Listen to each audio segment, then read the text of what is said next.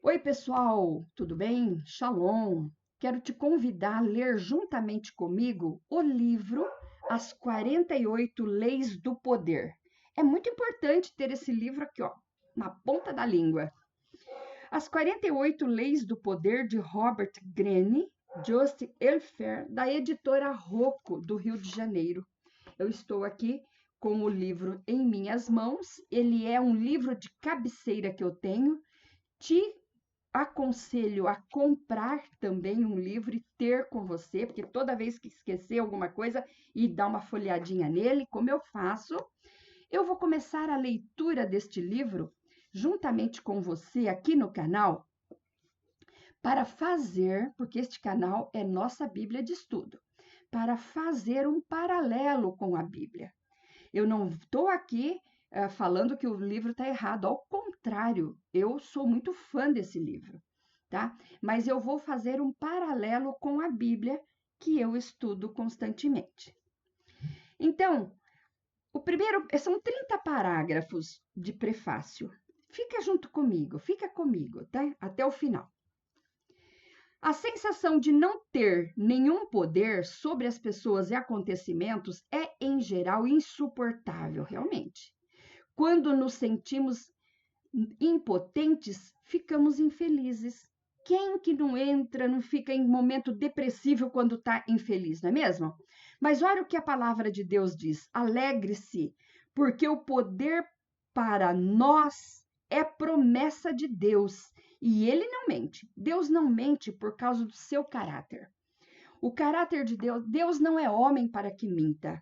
Lá em Atos 1:8, ele diz: alegre-se, porque poder para nós é promessa de Deus. Atos 1:8. Continuando aqui o parágrafo 1.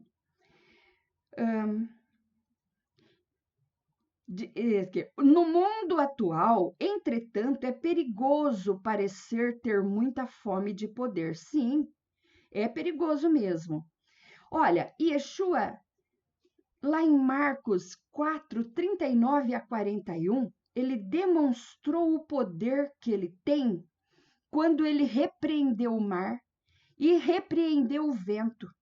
Todos dizem: quem é esse que até o mar e os ventos ele repreende e obedecem à sua voz? Que poder é esse que Jesus e Yeshua têm para nos ensinar?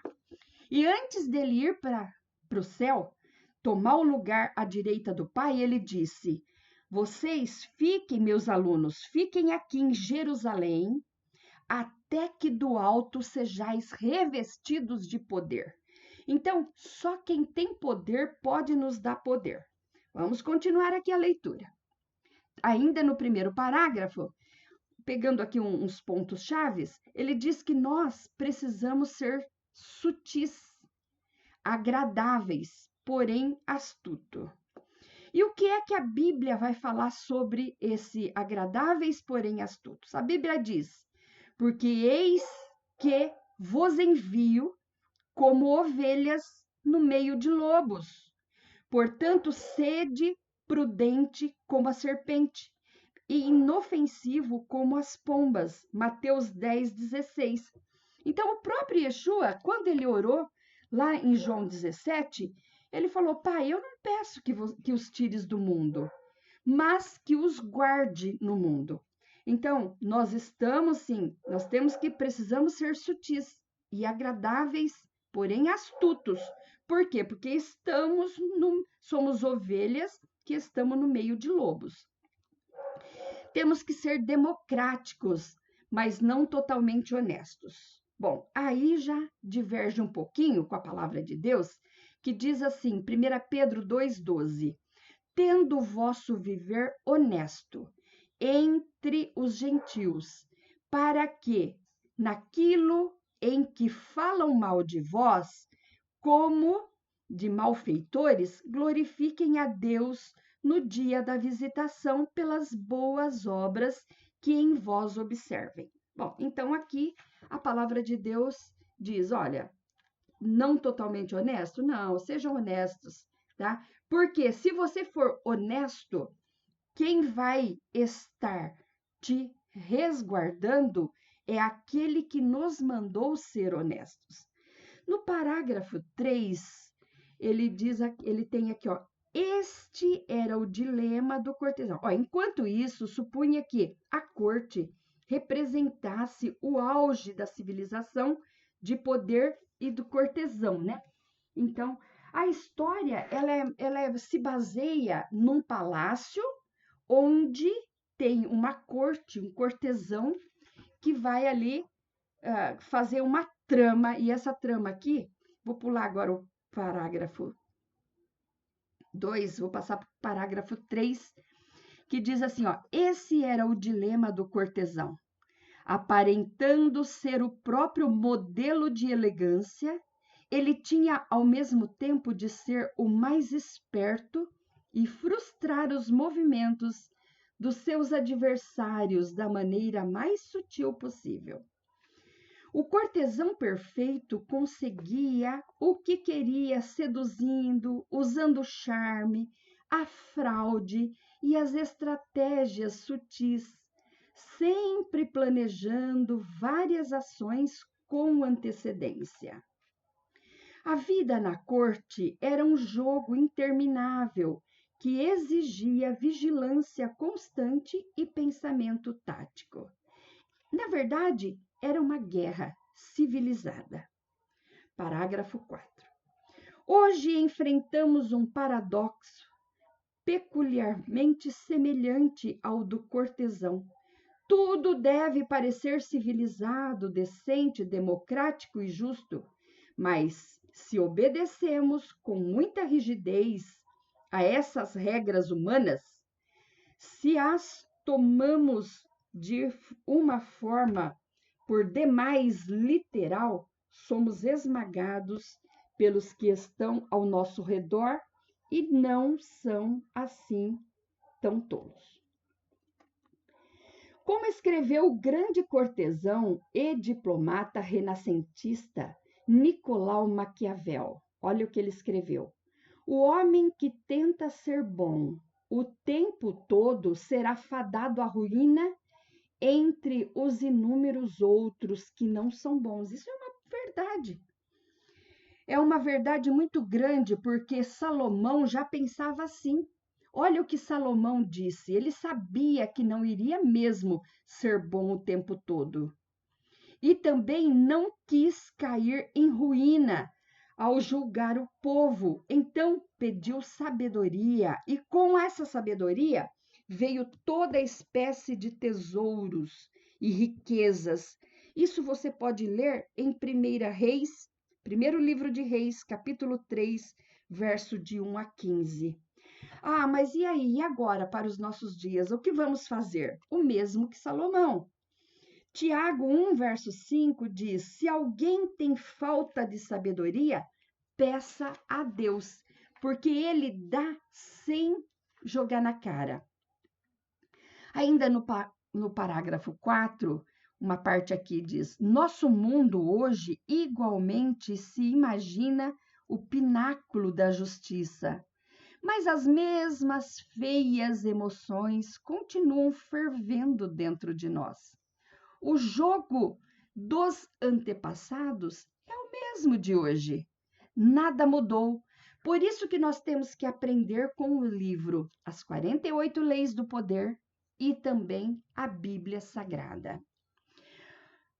Olha uma frase aqui de Lord Chesterfield, de 1694 a 1773, o tempo dele. As cortes são inquestionavelmente a sede da polidez e da boa educação. Não fosse assim, elas seriam a sede de matanças e desolação. Os que hoje sorriem, se abraçam, se enfrentariam e apunhalariam uns aos outros se os bons modos não se interpusessem. Só não apunhalam uns aos outros, e a gente vê isso dia após dia, porque os bons modos não pode ficar fora, tem que se interpor. No parágrafo 5, eu vou para a parte aqui. Elas acreditam que podem optar por ficar fora do jogo. Para algumas pessoas, a ideia de participar conscientemente de jogos de poder não importa se de forma indireta ou não. Parece maldade, porque social, uma relíquia do passado, parece maldade. Elas, então, preferem acreditar que podem optar ficar fora do jogo. É preciso cuidado com pessoas assim, pois, embora exteriorizam essas opiniões com frequência, são as maiores especialistas no jogo do poder. Percebe como esse livro é importante? E ele nos mostra várias facetas do ser humano? Isso tudo nos ajuda durante os nossos dias. E olha que ajuda muito a não perdermos a nossa emoção e ficarmos assim, emocionados. Olha aqui, vamos ler esse livro. Continuando ainda no parágrafo 5. Utilizam estratégias que disfarçam com habilidade a natureza manipuladora. Tais tipos, por exemplo, costumam exibir sua fraqueza e falta de poder como uma espécie de virtude moral. Olha o que escreveu Friedrich Nietzsche, que viveu lá no ano entre 1844 a 1900. Não é de... Olha que você vê que é um passado, parece que bem distante, né? Ele disse: não é de estranhar que as ovelhas não gostem de aves predadoras. Mas isso não é motivo para culpar as grandes aves predadoras de carregarem as ovelhas.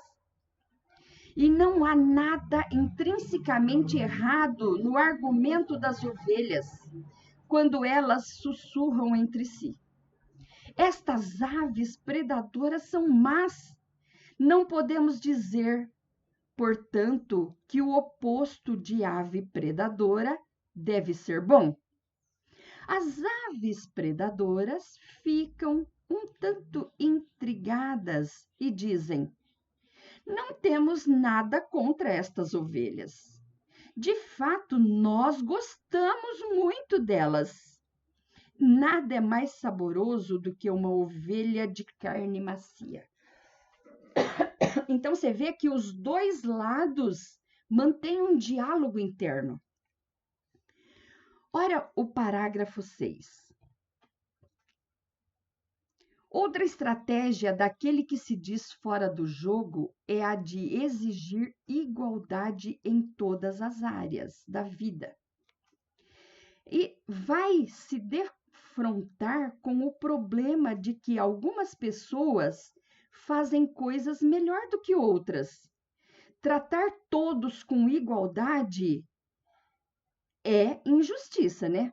Por quê? Porque significa ignorar as suas diferenças, elevar o patamar menos capazes de alguns e rebaixar o patamar daqueles que se sobressaem, que todos os dias se esforçam, fazendo cursos e mais cursos para se sobressaírem, para fazer o que fazem com excelência.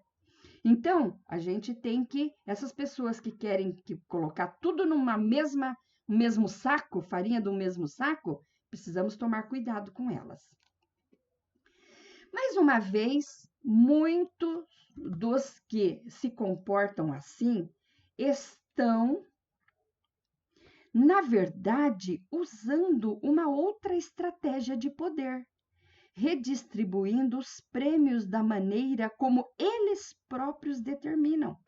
Então, quer dizer, não são bonzinhos. Parágrafo 7 tem uma frase aqui: mas a total honestidade acaba inevitavelmente por magoar e ofender um grande número de pessoas, e algumas vão querer pagar na mesma moeda. Ninguém verá sua declaração honesta como totalmente objetiva e livre de algumas motivações pessoal.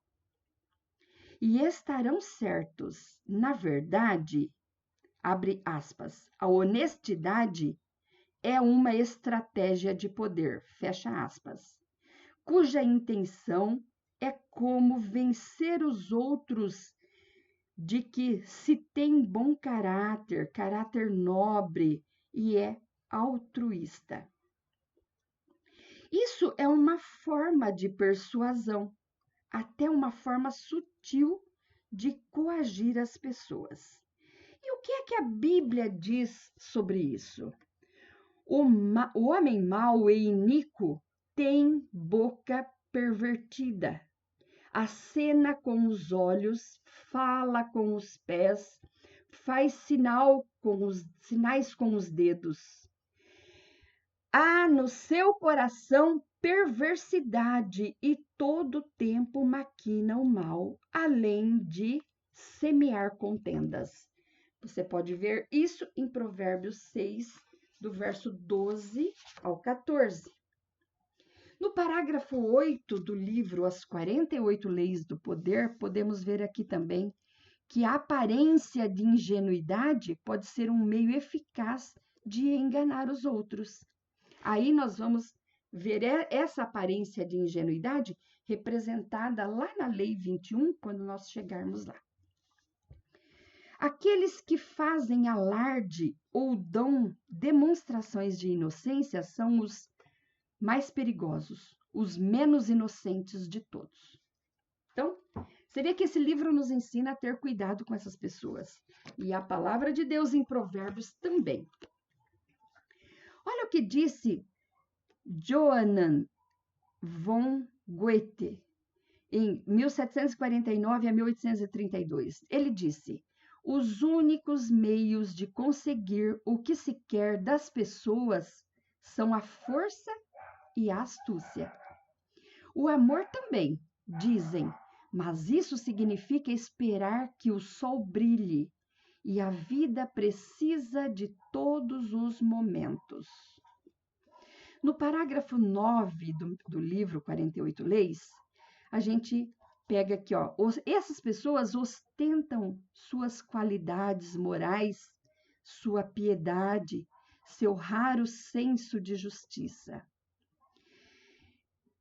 Mas, como todos nós queremos o poder, e quase todas as nossas ações visam a obtê-lo, os não jogadores estão simplesmente jogando areia nos nossos olhos, nos distraindo com suas cartadas, com o seu ar de superioridade moral. Mesmo que alguns a pratiquem sem ter consciência disso. No parágrafo 10, também temos aqui, ó, em vez de ficar discutindo, se lamentando e cheio de culpa, é muito importante sobressair no poder.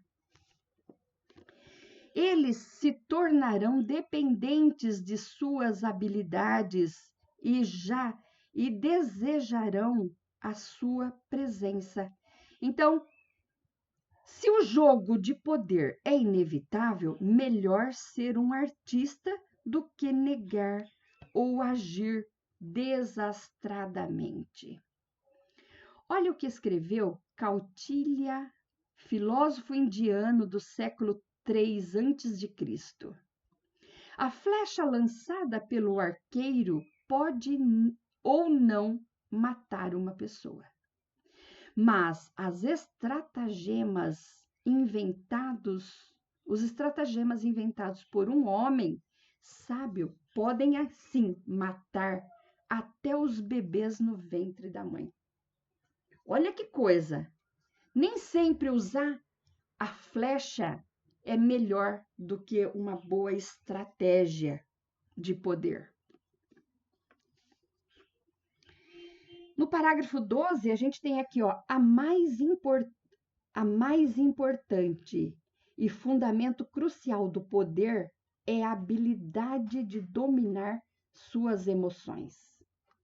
As emoções embotam a razão. E se você não consegue ver com clareza, não pode estar preparado e reagir com certo controle da situação. Parágrafo 13 do livro. A raiva é a reação emocional mais destrutiva, pois é a que mais turva sua visão. Porque a raiva cega, né? Por isso que a Bíblia fala: ireis, mas não pequeis. Ela destrói um inimigo que o magoou e bem melhor é melhor desarmá-lo fingindo amizade do que mostrando que está com raiva dele. Parágrafo 14.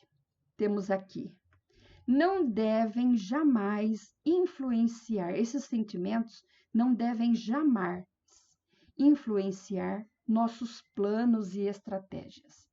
Que sentimentos? Esses sentimentos de emoção, começar a chorar, né? Você já está desarmado, filho. Começou a chorar, pode dizer, ó, perdi. Parágrafo 15. Relacionada com o controle de suas emoções está a habilidade de se distanciar do momento presente e pensar de forma objetiva no passado e no futuro. Nisso a gente tem um exemplo bem legal de José. Aqui ele vai citar um exemplo de Janos, tá? Do mês de janeiro, né? Que tem duas faces, uma olhando para trás, outra para o futuro. Mas eu vou citar o exemplo de José. Quando ele estava diante dos seus irmãos, ele queria chorar de qualquer jeito, mas ele ficou forte. E ele saía da sala onde estavam os irmãos para chorar. Quando ele se restabelecia daquela emoção, ele voltava para a sala onde estavam seus irmãos e continuava a conversa. Por quê? O exemplo de José, lá no Egito, vendido por seus irmãos, é o exemplo de alguém que tem um controle emocional. E esse descontrole que todos nós temos, ele ia fazê-lo numa sala à parte. Quando ele se restabelecia, ele voltava e continuava a conversa. Jamais nós podemos mostrar o nosso choro, nossa emoção para a pessoa que está à frente conosco. Nós temos que ali estar para resolver e sermos forte o possível. O livro cita Janus, uma divindade mitológica romana com duas faces, guardião de todos os portões de entrada. Aí você deve ser capaz de olhar em ambas as direções. A Bíblia fala que nós devemos olhar em ambas as direções, mas termos como exemplo a natureza. E quem na natureza olha em 360 graus e está sempre atenta e pronta para pegar o peixe que está dentro da água funda? A águia, tá? Então a águia, ela dá um voo certeiro, porque ela observa 360 graus e dá um voo certeiro e pega o peixe embaixo da água. Então, ali de Janus, ele cita: é esse o rosto que você deve criar para si, em que olha sempre para o futuro e outro para o passado. Mas então, como a Bíblia diz, vamos aprender com a natureza, aprender com a águia, que olha na frente, do lado direito, do esquerdo, atrás, ela olha 360 graus e espera o momento certo para dar o bote. Filipenses 3,13 diz: esquecendo-me das coisas que para trás ficaram e avançando para as que estão diante de mim, prossigo para o alvo. Olha, o passado é importante, mas ele não é mais importante. Pensa que você está dentro de um carro, olhando ali o para-brisa. O maior vidro que você olha é o para-brisa. Depois você tem o retrovisor, né? O retrovisor. Então, 10% de passado, sendo que olhe para 5% do que foi bom para você e aprenda com esses 5%. E mais 5% daquilo que foi ruim do seu passado. E aprenda com o que foi ruim. 80% você esteja no agora. Agora, tá? Para que você, se você olhar para o passado, você vai chorar. Se José olhasse totalmente para o passado, como Janos sugere, ele perderia o controle. Por quê? Ele não é melhor do que nós. E se nós olharmos para o passado e vermos quanta coisa ruim passamos, a gente se descontrola, tá? Então, olhe para o passado, mas tire só 5% e mais 5% do que foi bom, do que foi ruim. Aprenda com aquilo e esteja 80% presente no agora.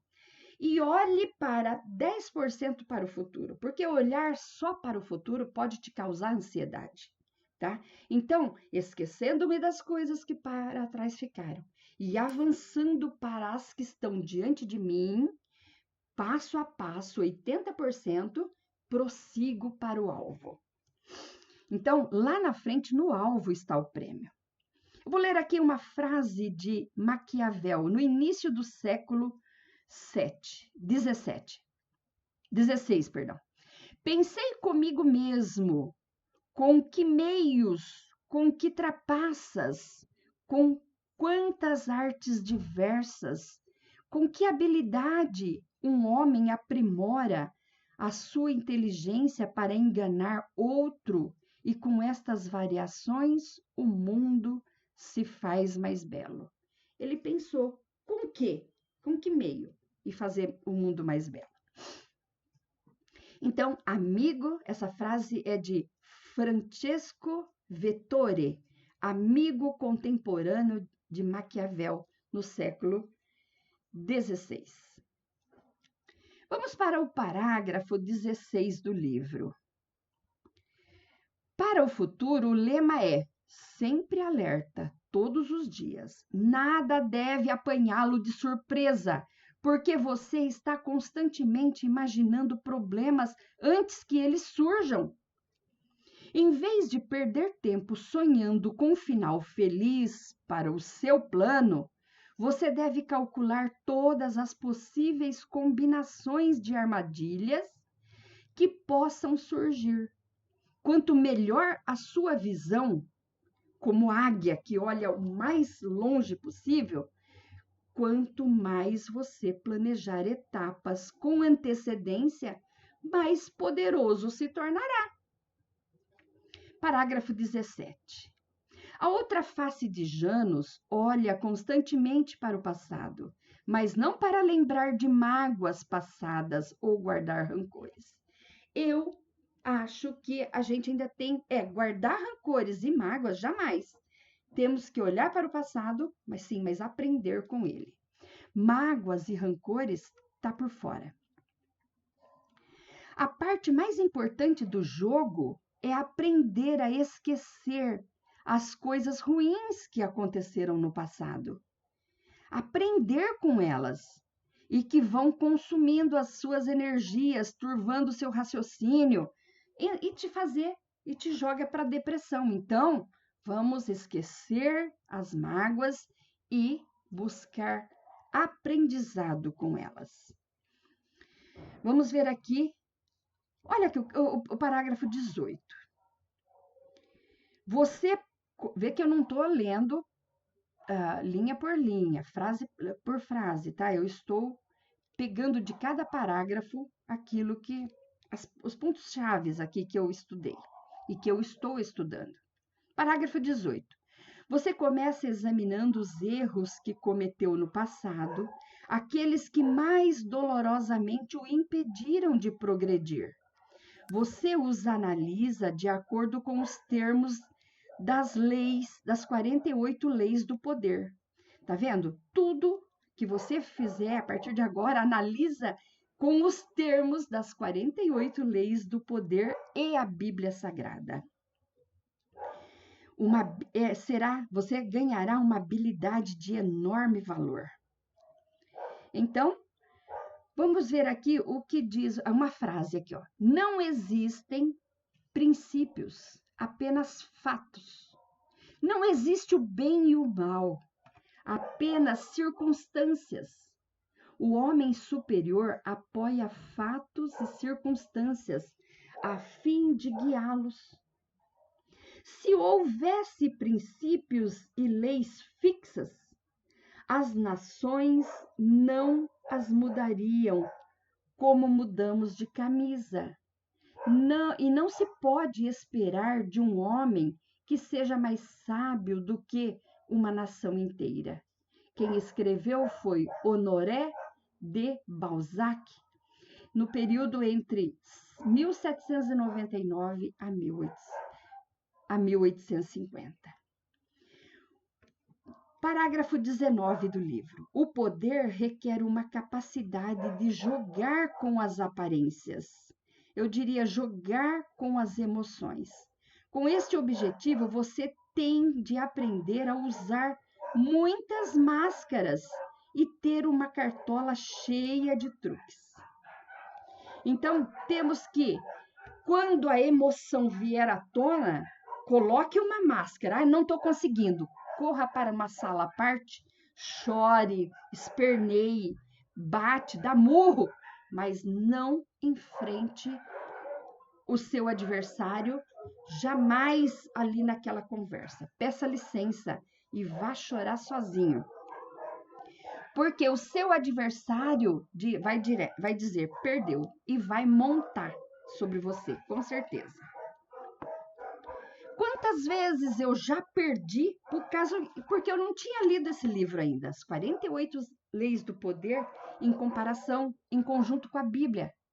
Então, eu perdi muita coisa. Não sei você.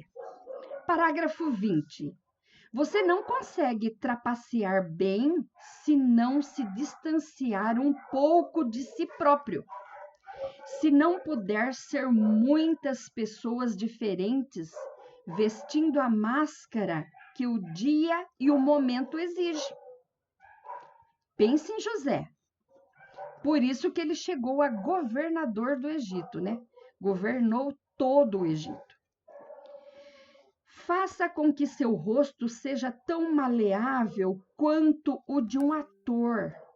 Trabalhe para esconder dos outros suas intenções, práticas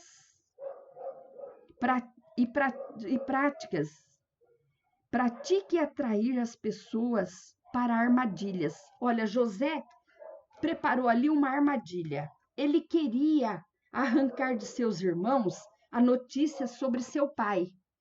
Então, ele precisava conversar com seus irmãos ali naquele momento. Mas ele, olhando para o passado, a emoção vinha à tona. Porque vocês me venderam, vocês me jogaram, eu fui escravo, eu passei tanto tempo na cadeia. Isso daí trazia à tona. O que ele fazia? Queria chorar. Mas chorar ali na frente seria perder a batalha. E uma batalha perdida, muito dificilmente se consegue pegar de volta o fio da meada. Por isso que ele ia à parte. E é por isso que nós não podemos, temos que controlar as emoções, se não quisermos perder e cair numa armadilha e cilada pior. No parágrafo 21, diz: se a fraude é a arma mais potente do seu arsenal, então a paciência em tudo é o seu maior escudo. Ela impedirá que você cometa burrices. A impaciência, por outro lado, só faz você parecer fraco. E o principal empecilho para você alcançar poder. Quando o seu opositor se desequilibra ele já está mostrando para você que perdeu. É a sua hora. Então, não vamos mostrar desequilíbrios. Parágrafo 22 diz aqui, ó, o que importa se o outro jogador, seu amigo ou rival tinha boas intenções? Só estava pensando no seu interesse. O que importa isso? Se os efeitos das ações dele levaram a tanta ruína e confusão, com choros, prantos? É natural que as pessoas disfarcem suas ações e emoções com todos os tipos de justificativa, alegando sempre terem agido por generosidade. Você precisa aprender a rir interiormente sempre que ouvir isto e jamais cair na armadilha de avaliar os atos e intenções de alguém usando julgamentos morais, que são, na verdade, uma desculpa para o acúmulo de poder. No parágrafo 23, e são 30, diz aqui, ó, é um jogo. A vida é um jogo. O seu adversário senta-se na sua frente, ambos comportando-se como damas e cavalheiros, observando as regras do jogo sem levar nada para o lado pessoal. Você joga com a estratégia e observa os movimentos do seu adversário com toda a calma possível. No final, você aprecia a educação de quem está jogando com mais do que boas intenções. Treine o seu olho para acompanhar os resultados dos movimentos dele o tempo todo, as circunstâncias externas também o tempo todo, e não se distraia com mais nada. Olha, eu diria que a vida é como um jogo de ludo. O jogo de ludo tem 4 jogadores: eu, a circunstância, Deus e o diabo. Mas, Vilma, o que você está falando? Sim, cabe a você e eu confiar nas promessas de Deus, vencer a circunstância e toda voz de desânimo que se diz ser do diabo para dizer: venci. O Salmo 60, verso 12, diz: se a gente confiar em Deus, faremos proezas. Então, use este critério. Parágrafo 25 aqui, ó, do livro. Parágrafo 24 diz: você deve aprender a julgar todas as coisas e circunstâncias pelo preço que terá que pagar por elas. Se você se deslizar, se você se descuidar de olhar a reação do teu adversário no jogo e se descuidar, ele vai dar o checkmate. Então, fique atento e dê você o checkmate, que é o poder que você busca. Use esse critério para tudo, inclusive para saber se deve colaborar com outras pessoas ou correr em seu auxílio. Afinal, a vida é curta, as oportunidades são poucas e a sua energia tem limite. E neste sentido, o tempo é tão importante quanto qualquer outro fator. Não desperdice tempo valioso ou paz de espírito com assuntos alheios. O preço a pagar é muito alto. No parágrafo 26, nós temos aqui, ó, muito mais importante seria estudar as características das pessoas com quem temos que viver e morrer. Para ser um mestre no jogo, você deve ser também um mestre na psicologia. No parágrafo 27, as pessoas são de uma complexidade infinita. E você pode passar a vida inteira observando-as sem nunca chegar a entendê-las. Portanto, é importantíssimo começar a aprender agora mesmo, já. Mais um parágrafo aqui. Disfarce sua astúcia. Considere as 48 leis do poder como uma espécie de manual das artes da dissimulação. Parágrafo 28 do prefácio. As leis possuem uma premissa simples. Certas ações quase sempre aumentam o poder de alguém. O cumprimento da lei aumenta. Cumprindo a lei, você aumenta o poder. Enquanto outras diminuem e até os arruinam quando desprezam e não cumprem a lei. Estas transgressões e obediências são ilustradas com exemplos históricos.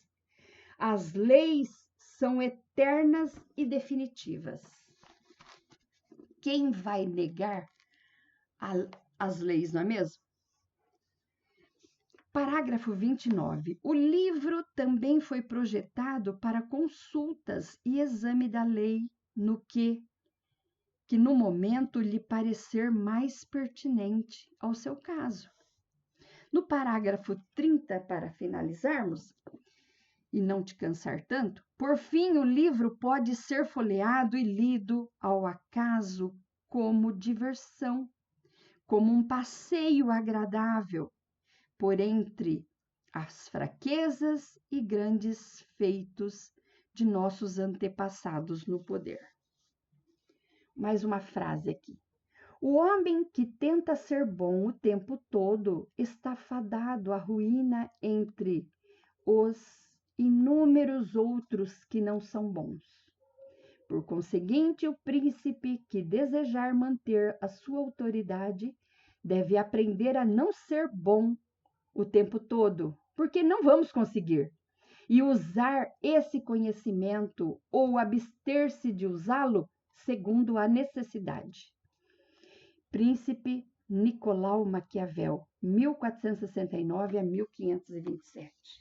Então, já que não somos bons o tempo todo, e Salomão também observou isso, ele pediu sabedoria e junto adquiriu poder e muita riqueza.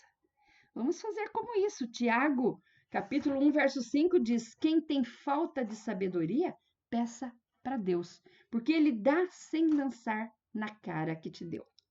Então é isso, vou ficando por aqui. Depois eu vou gravar a lei número 1, estudando junto com você. Vou ler o livro juntamente com você. Até o próximo.